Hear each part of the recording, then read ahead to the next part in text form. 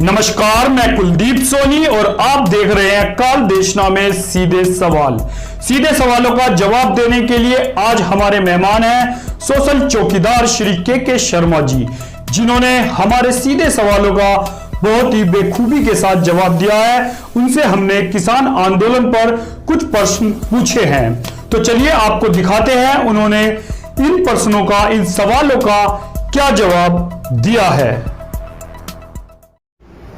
नमस्कार सर, आपका स्वागत है हमारे काल देशना न्यूज चैनल पर। धन्यवाद। सर, मेरा पहला आपसे सीधा सवाल यह है कि किसान आंदोलन के बारे में आपका क्या कहना है? देखिए कुलदीप जी, ये किसान आंदोलन है ही नहीं, ये किसानों का आंदोलन नहीं है। ये आंदोलन ऐसी ताकतों का है जो हिंदुस्तान को मजबूत होने से रोकना चाहती है, और उन्होंने कुछ तथाकथित किसानों को इसके लिए जोड़ा है अपने आप से। किसान तो अपने खेतों में काम कर रहे हैं और किसान प्रसन्न है आमतौर से। तो ये आंदोलन किसानों का आंदोलन नहीं है, मैं तो इसे किसान आंदोलन कहता नहीं। ये आंदोलन है कम्युनिस्टों का, ये आंदोलन है कांग्रेस का, और ये आंदोलन है चाइना और पाकिस्तान। इसीलिए वो कहते हैं काले कानून वापस लो, और उन्हें पता नहीं कानून कौन सा काला है। अभी एक सभा हुई थी, माननीय टिकैत जी ने की थी। आवाज आ रही है मेरी? जी। अभी सभा हुई थी, वहां पे जी धर्मों के नारे लगाए गए, विभिन्न धर्मों के। किसानों के नारे नहीं लगे, धर्मों के नारे लगाए गए। किस लिए? इससे उद्देश्य साफ हो जाता है कि किसान के लिए वो कुछ नहीं करना चाहते। उन्हें पता है कि कानून बहुत अच्छे हैं, और उनका अगला, और उस भीड़ में एक न्यूज नेशन ने कुछ लोगों से बातचीत की थी, वो दिखा रहा था सोशल मीडिया पर। तो उन्होंने कहा कि आप इसलिए आए कि हम सीए वापस कराने के लिए आए, हम एनआरसी वापस कराने के लिए आए। तो उसमें आधे लोग ऐसे थे, और मंच पे आपने देखा हुआ जो या तो कम्युनिस्ट थे या खालिस्तान समर्थक थे। तो ये किसान आंदोलन कहना बंद कर दें इसको, ये है नहीं, ये स्वार्थी तत्वों का आंदोलन। जी सर, मेरा अगला सीधा सवाल यह है कि सर, सोशल मीडिया में एक वीडियो महापंचायत किसान आंदोलन की, एक बार दोबारा रिपीट। सर आवाज आ रही है? आवाज आ रही है सर? आ रही है। सर, सोशल मीडिया में एक वीडियो महापंचायत किसान आंदोलन की वायरल हो रही है। इस वीडियो में देखा जा सकता है कि महापंचायत में श्री राकेश टिकैत ने अल्लाह अकबर के नारे लगाए। आपको किस रूप में देख रहे हैं इस वाक्य? ना लड़ाई झगड़ा, ना शोर शराबा,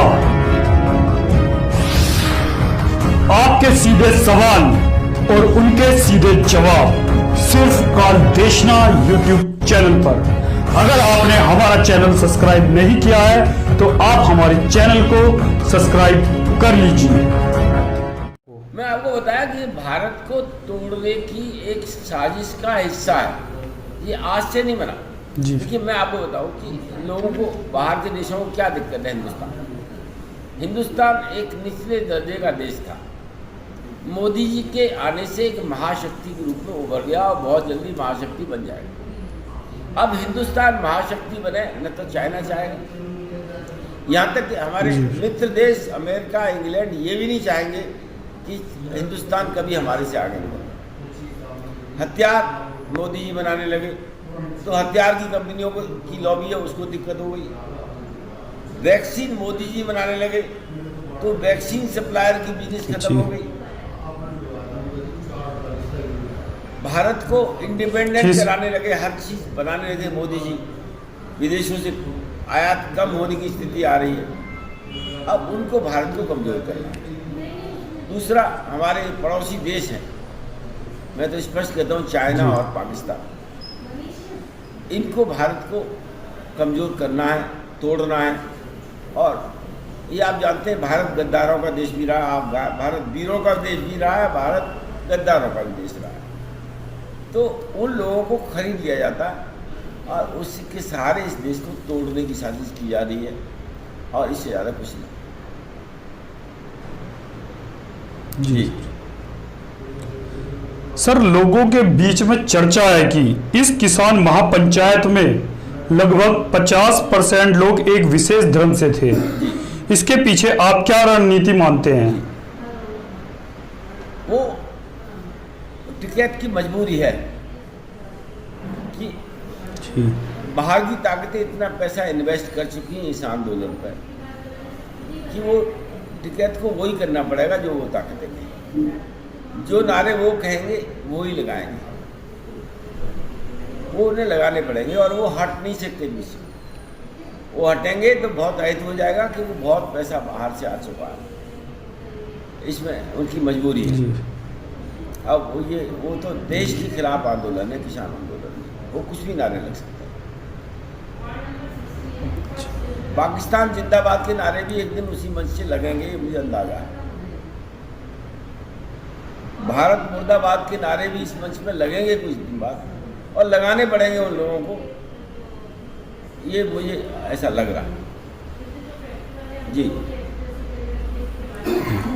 सर, इस महापंचायत में एक महिला पत्रकार के साथ बदतमीजी भी हुई थी, जो हमने टीवी न्यूज़ चैनलों में देखा था कि उस महिला पत्रकार के साथ आंदोलन में कुछ लोगों ने उनके साथ बदतमीजी की थी। उस पर आप क्या कहेंगे? जो पत्रकार सही रिकॉर्डिंग कर रहे थे, लोगों से सवाल पूछ रहे थे, उनके साथ बदतमीजियाँ हुई। महिला पत्रकार के साथ भी मुझे पता है, क्योंकि वो उनकी मन की बात नहीं कर रहे थे, वो असलियत को उजागर करना कोशिश कर रहे थे। तो उस आंदोलन के अंदर जो भी असलियत उजागर करेगा उसके साथ बदसलूकी होना निश्चित है। आपने एक इनका मैटर सुना होगा कि एक ब्राह्मण था, उसको इसलिए पीटा कि ब्राह्मण इस आंदोलन में हमारे साथ नहीं। अब ये गुंडागर्दी है। अब मुझे नहीं समझ में आ रहा कि सरकार क्यों चुप बैठी है। मैं सहमत नहीं हूँ सरकार से, इसे समय रहते समाप्त करना चाहिए, नहीं विदेशियों के मंसूबे कामयाब हो जाए। जी सर, मेरा आपसे सीधा सवाल यह है कि आपने समाज सेवा के लिए सोशल चौकीदार ट्रस्ट बनाया था, उसका नाम समाचार पत्र से गायब हो गया, ऐसा क्यों? ये बात सही है कि समाचार पत्रों में सोशल चौकीदार संस्था का नाम नहीं आ रहा। उसके दो कारण हैं, बड़ा स्पष्ट बताता हूँ। अखबारों में राजनीतिक लोगों की नकली समाज सेवा छपती है, तो मैंने अखबारों को बताना बंद कर दिया। दूसरा, मेरा मानना यह है कि समाज सेवा करके मैं सबको बताऊंगा कि मैंने इसकी एक्स आदमी की मदद की, तो मेरा वो अच्छा काम वहीं समाप्त हो जाएगा, मेरे खाते में नहीं जुड़ेगा। अब मैं जो कुछ कर रहा हूँ मैं अपने खाते में जमा करने के लिए कर रहा हूँ, इसलिए दिखावा करता ही नहीं। और ये भगवान कृष्ण ने भी कहा है कि जो समाज सेवा दिखावे के लिए की जाती है, अहंकार के लिए की जाती है और स्वार्थ के लिए की जाती है, वो समाज सेवा तामसी होती है। 3 तरह की समाज सेवा है, राजसी, सात्विक, राजसी और तामसी। सात्विक समाज सेवा वो होती है जो आप करने के बाद अपने मन की संतुष्टि और भगवान की पूजा के रूप में कर रहे हैं, तो वो किसी को नहीं बताते। और अहंकार या वोटों के लिए और उसकी फायदा के लिए कर रहे हैं तो सबको बताओ। तो मैंने बताना बंद कर दिया। मैं विकलांग लोगों के लिए बहुत काम कर रहा हूँ, मैं बीमार लोगों के लिए बहुत काम कर रहा हूँ, और गरीब मेरे भगवान हैं, अपना भगवान गरीब है उसके लिए काम कर रहा हूँ।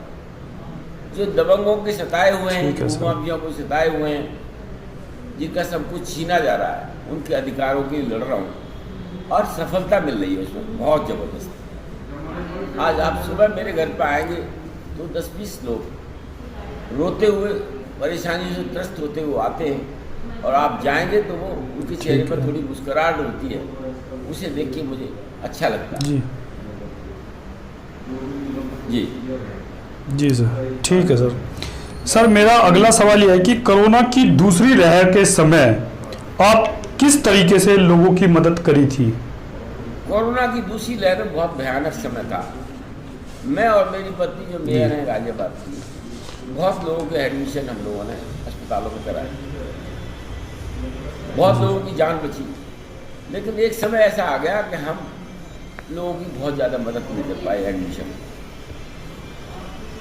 ऑक्सीजन की प्रॉब्लम बढ़ गई थी और इसी बीच हमारे सारे परिवार को कोरोना हो गया, तो 20 दिन हमारे उसमें निकल गए। उसका मुझे सारी जिंदगी पश्चाताप रहेगा।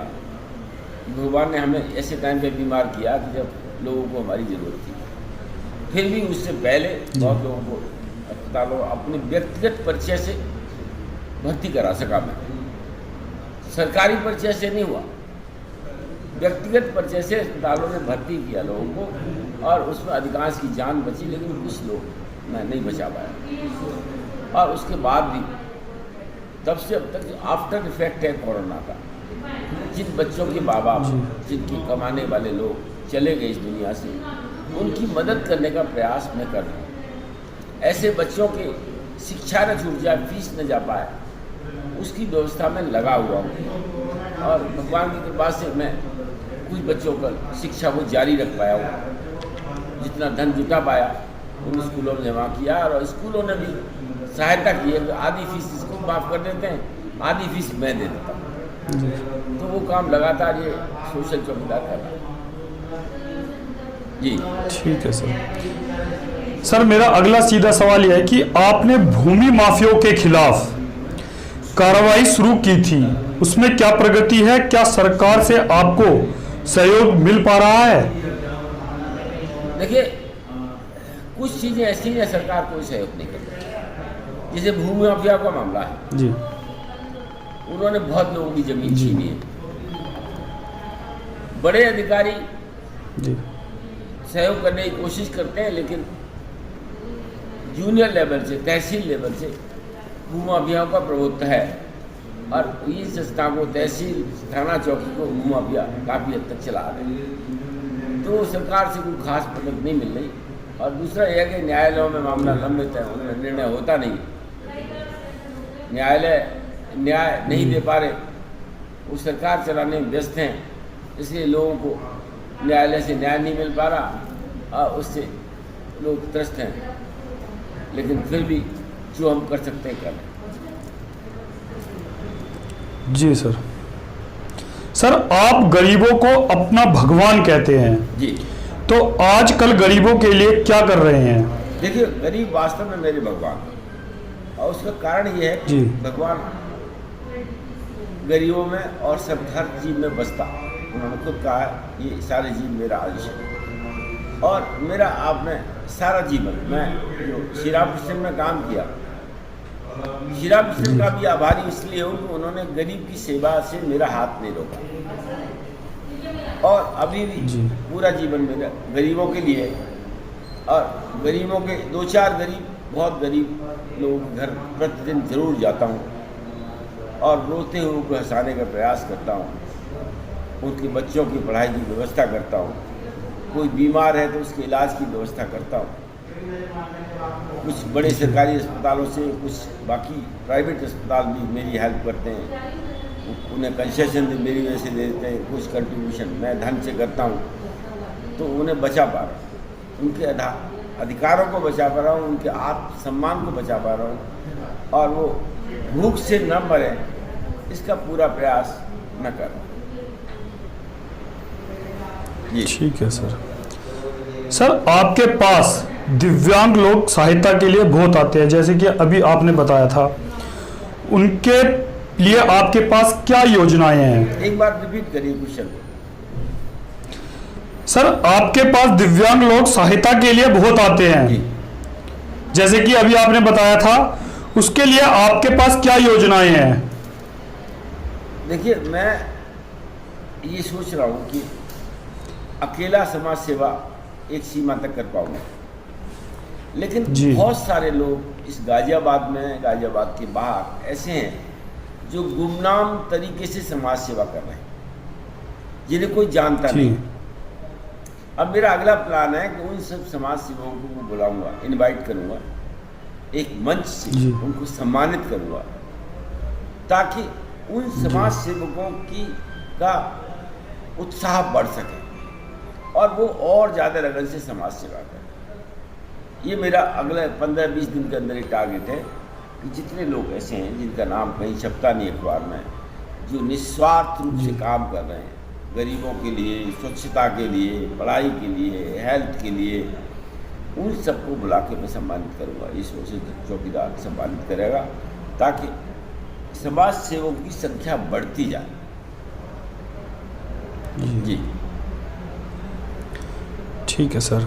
सर अंत में एक सवाल सुनने में आया है कि बहुत दिनों से बच्चों के अभिभावक जी। स्कूलों के खिलाफ आंदोलन चला रहे हैं। बहुत अच्छा सवाल आपने पूछा।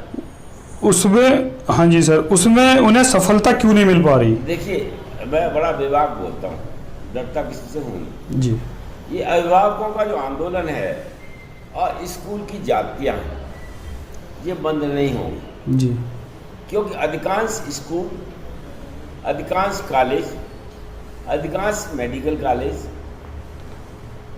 या तो नेताओं के या बहुत मजबूत आदमियों के, तो इनके खिलाफ एक्शन जिस दिन हो जाएगा उस दिन मैं बड़ी बात मानूंगा। मेरा कहना है कि ये स्कूल इंडस्ट्री हैं। जिस तरह कारखाना बिजनेस कर रहा है, जिस तरह व्यापारी बिजनेस कर रहा है, जिस तरह उसी तरह स्कूल बिजनेस कर रहा है। जी हमें उसी तरह इन्हें ट्रीट करना चाहिए। और कोरोना काल में ऑनलाइन पढ़ाई हुई है, उसमें स्कूलों का खर्चा निस्संदेह बहुत कम हुआ है, लेकिन बच्चों का खर्चा, पढ़ाई का अभिभावकों को पूरा पैसा देना पड़ रहा है। अब बहुत सालों से देख रहा हूँ, कोई अच्छी पॉलिसी इसके लिए बन के नहीं आई और उनके खिलाफ कोई एक्शन मुझे नहीं लगता होगा। जी जी सर। सर आप हमारे चैनल में आए, आपने हमारे सीधे सवालों का जवाब दिया, आपका बहुत बहुत धन्यवाद। बहुत बहुत धन्यवाद आपको गुरुदेव जी, बहुत बहुत धन्यवाद। धन्यवाद सर। आप देख रहे हैं काल देशना में सीधे सवाल। सीधे सवालों का जवाब देने के लिए हमारे मेहमान थे सोशल चौकीदार श्री के शर्मा जी, जिन्होंने बहुत ही बेखूबी के साथ जवाब दिया है हमारे सवालों का। अगर आपको हमारी ये वीडियो पसंद आई है तो इस वीडियो को लाइक करना ना भूलें, और अगर आप हमारे चैनल पे नए हैं तो हमारे चैनल को सब्सक्राइब जरूर कर लीजिए। अगर आपकी कोई राय है तो आप हमें कमेंट्स बॉक्स पर लिख सकते हैं। अगली वीडियो में नई शख्सियत के साथ मैं कुलदीप सोनी आपके सामने फिर हाजिर होंगे। तब तक के लिए धन्यवाद।